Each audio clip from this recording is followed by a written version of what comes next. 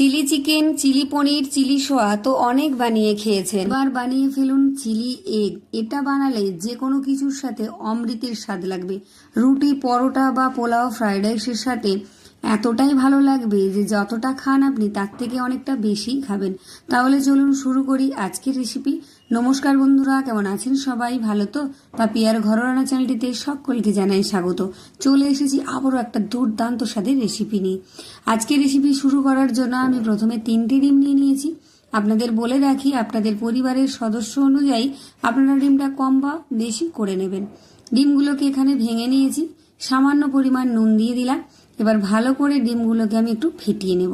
এই সময় কিন্তু নুনটা অবশ্যই দেবেন, নাহলে ডিমগুলোর মধ্যে নুন না দিলে খেতে একদমই ভালো লাগবে না। গরম গরম রুটি বা পরোটার সাথে এতটা ভালো লাগবে যে দুটো রুটি আপনি বেশিই খাবেন। ভালো করে এটাকে আমি রেডি করে নিয়েছি। এবার একটা প্যানের মধ্যে বেশ কিছুটা সাদা তেল দিয়ে দিলাম। তেলটা চারিদিকটা এইভাবে ছড়িয়ে ভালো করে একটু গরম করে নেব আর গ্যাসটাকে রেখে দেব একদম লোতে। এবার দেখুন আমি রেখে দিয়েছি, দিয়ে দিলাম আমি ডিমটা দেওয়ার সাথে সাথেই কিন্তু আস্তে আস্তে শক্ত হতে শুরু করবে। এই সময়তে স্প্যাচুলা দিয়ে ঠিক এইভাবে লেয়ারগুলোকে আমি সরিয়ে দেব। আর গ্যাসটা লোতে না রাখলে কিন্তু ডিমটা খুব তাড়াতাড়ি শক্ত হয়ে যাবে, সেক্ষেত্রে ভালো হবে না। প্রত্যেকটা লেয়ার এইভাবে আমি সরিয়ে দেব, এতে করে ডিমটা বেশ মোটা হবে আর পিসগুলো বেশ একটু বড় বড় মোটা মোটা হবে। আপনারা 4টে 5টা যতগুলো খুশি ডিম নিয়ে নিতে পারেন। এবার আমি এগুলোকে একটু কেটে নেব, আর একদম ছোট ছোট বা ভুজিয়া টাইপের করব না, একটু বড় বড় আকারে তৈরি করে নেব। আপনারা দেখছেন ভিডিও, দেখলেই বুঝতে পারবেন, একদম স্কিপ করবেন না, পুরো ভিডিও দেখুন। আপনাদের প্রত্যেকের ভালো লাগবে। কোনো মশলা বাটাবাটির ঝামেলা নেই, খুব সহজে মাত্র হাতে গোনা কয়েকটা উপকরণ দিয়ে ঝটপট বানিয়ে নিতে পারবেন। আর এর টেস্ট যা হবে সেটা আপনারা বানিয়ে খেলেই বুঝতে পারবেন। আর যারা ভিডিওটা দেখা শুরু করেছেন অবশ্যই একটা লাইক আর হাইপ দিয়ে দেখা শুরু করুন। আর আমার চ্যানেলে যারা নতুন আছেন, প্রথমবার ভিডিও দেখছেন, এরকম নিত্য নতুন ভিডিও দেখতে হলে আমার চ্যানেলটা সাবস্ক্রাইব করে পাশে থাকা বেল আইকনটি প্রেস করে অল করে রাখবেন। আমার ভিডিও নোটিফিকেশন সবার আগে আপনার কাছে পৌঁছে যাবে। আর ফেসবুক থেকে দেখলে অবশ্যই পেজটা ফলো দিয়ে রাখবেন, একটা লাইক আর কমেন্ট দিয়ে রাখবেন, তাহলে আমার ভিডিও আর হারিয়ে যাবে না। প্রত্যেকটা ভিডিও নোটিফিকেশন সবার আগে আপনার কাছে চলে যাবে। আর অবশ্যই ভিডিও শেষে কিন্তু কমেন্ট করে যাবেন। আর বেশি ভালো লাগলে ভিডিওটা সবার মধ্যে একটু শেয়ার করে দেবেন, যাতে আপনাদের আত্মীয় পরিজন বা বন্ধু বান্ধব সবাই এরকম সুন্দর রেসিপি বানিয়ে খেতে পারে। ডিমগুলোকে টুকরো করে দিয়েছি, একটু বড় বড় করে, দেখেই বুঝতে পারছেন। এবার ভালো করে একটু ভেজে নিতে হবে। ভেজে নিয়ে এটাকে আমি এবারে তুলে রাখবো। দেখুন ঠিক এই রকম ভাজবেন, খুব বেশি হালকা করে ভাজার প্রয়োজন নেই, আর খুব বেশি কড়া ভাজারও দরকার নেই। মোটামুটি একটু লালচে করে ভেজে নেবেন, তাহলে খেতে বেশ ভালো লাগবে। প্যানটা আবার বসিয়ে দিয়েছি, দিয়ে দিলাম আবারও কিছুটা সাদা তেল। এখানে আমি 1.5 টেবিল চামচ মতো সাদা তেল দিয়েছি। সাদা তেলটা গরম হয়ে গেছে। এবার দিয়ে দিচ্ছি আমি 1/2 চামচ মতো রসুন কুচি, একদম মিহি করে কুচি করে রেখেছি। আর দিয়ে দিচ্ছি 1/2 চামচ মতো আদা কুচি, এটাকেও মিহি করে কুচি করে রেখেছি। গ্যাসটাকে লোতে রেখেছি। আদা আর রসুনটা যেন পুড়ে না যায়, একটু নেড়ে চেড়ে নেব এর কাঁচা গন্ধটা চলে যাওয়া পর্যন্ত, কারণ এটা মুখের মধ্যে পড়লে বেশ ভালো লাগবে খেতে, তাই যেন ক্রাঞ্চি ভাবটা থাকে সেদিকে খেয়াল রাখবেন। 2টো কাঁচা লঙ্কা কুচি দিয়ে দিলাম, আর দিয়ে দিলাম পেঁয়াজ। 2টো ছোট সাইজের পেঁয়াজ আমি প্রথমে 4 টুকরো করে কেটে তারপরে খোসাগুলো এইভাবে আমি ছাড়িয়ে নিয়েছি। যেরকম চিলি চিকেনে দেন ঠিক সেই রকম ভাবেই। একঘেয়েমি চিলি চিকেন খেতে ভালো না লাগলে বা চিলি পনির, চিলি সোয়া না ভালো লাগলে এইভাবে এক চিলি বানিয়ে নিন। পেঁয়াজটাকে একটু নেড়ে চেড়ে নিয়েছি, কালারটা চেঞ্জ হয়ে যেতেই দিয়ে দিলাম আমি ক্যাপসিকাম। একটা ছোট সাইজের ক্যাপসিকাম এরকম বড় বড় করে টুকরো করে রেখেছিলাম, দিয়ে দিলাম। লো আঁচেই ভেজে নেব, যাতে এর থেকে ক্রাঞ্চি ভাবটা চলে না যায়। এগুলো একটু সেদ্ধও হবে কিন্তু ক্রাঞ্চি ভাব থাকবে, সেই রকম করে একটু নেড়ে চেড়ে নেব।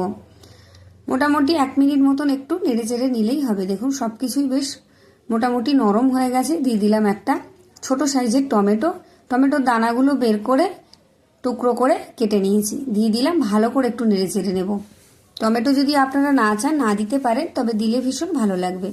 দিয়ে দিলাম সামান্য পরিমাণ গোলমরিচের গুঁড়ো, ঝাল লঙ্কার গুঁড়ো দিয়ে দিলাম 1/2 টেবিল চামচের একটু কম, পরিমাণ মতো নুন, 2 টেবিল চামচ সোয়া সস, আর দিয়ে দিচ্ছি 2 টেবিল চামচ মতো টমেটো সস।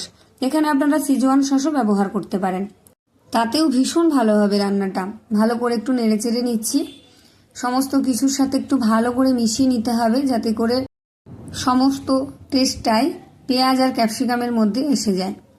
একটু সময় ধরে নেড়ে চেড়ে নিচ্ছি। আর এগুলো একটু নরমও হয়ে যাবে, একদম কাঁচা থাকলে আবার খেতে ভালো লাগবে না, মানে ক্রাঞ্চি ভাব থাকবে, একটু সেদ্ধও হবে।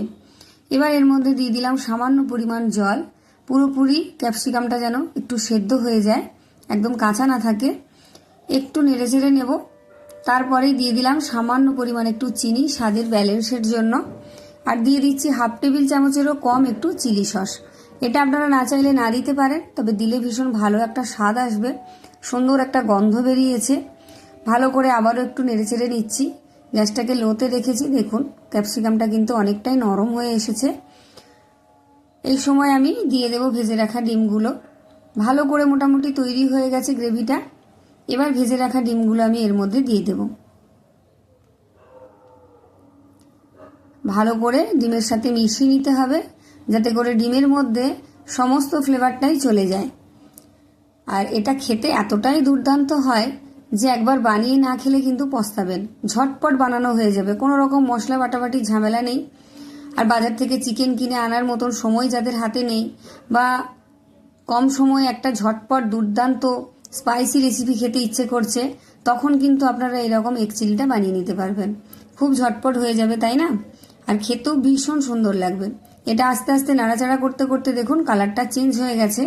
ওপর থেকে আমি কিছুটা ধনেপাতা কুচি ছড়িয়ে দিলাম, দিয়ে আবারও বেশ কিছুক্ষণ আমি নেড়ে চেড়ে নেব। তবে গ্যাসটা কিন্তু একদম আমি লোতে রেখেছি। দেখুন, দেখেই বুঝতে পারছেন। আর কালারটা শুধু দেখুন, জাস্ট ওয়াও! দেখতে এতটা লোভনীয় হয়েছে, তাহলে খেতে কতটা সুন্দর হবে। ভালো করে নেড়ে চেড়ে নিচ্ছি। দেখুন কতটা সুন্দর, প্রত্যেকটা জিনিস কিন্তু পারফেক্টভাবে কুক হয়েছে। প্রতিটা জিনিস, পেঁয়াজগুলো গোটা গোটা আছে, অথচ সুন্দরভাবে কুক হয়ে গেছে। এবার আমি ঢাকা দিয়ে স্ট্যান্ডিং টাইমের জন্য রেখে দেব 1 থেকে 2 মিনিট মতো। তারপর 2 মিনিট পর আমি ঢাকা খুলে দেখাচ্ছি যে দেখুন কতটা লোভনীয় হয়েছে। যদি ময়দার রুটি দিয়ে খান তাহলে তো 2-4টে রুটি বেশিই খাবেন, বা আটার রুটি বা পরোটা বা ফ্রাইড রাইস বা পোলাও, যে কোনো কিছুর সাথে কিন্তু একদম দুর্দান্ত একটা স্বাদ আসবে। চোখ বন্ধ করে শুধু খেয়ে যাবেন। তাহলে দেখা হচ্ছে আবার একটা নতুন রেসিপি নিয়ে। আমার এই এগ চিলি রেসিপিটা কেমন হয়েছে কমেন্টে জানাতে ভুলবেন না কিন্তু। আর কে কোথা থেকে দেখছেন অবশ্যই জানিয়ে যাবেন। যারা এতক্ষণ ভিডিও দেখলেন তাদেরকে অসংখ্য অসংখ্য ধন্যবাদ। সবাই ভালো থাকবেন, সুস্থ থাকবেন। আবার একটা রেসিপি নিয়ে দেখা হচ্ছে, ততক্ষণের জন্য টাটা।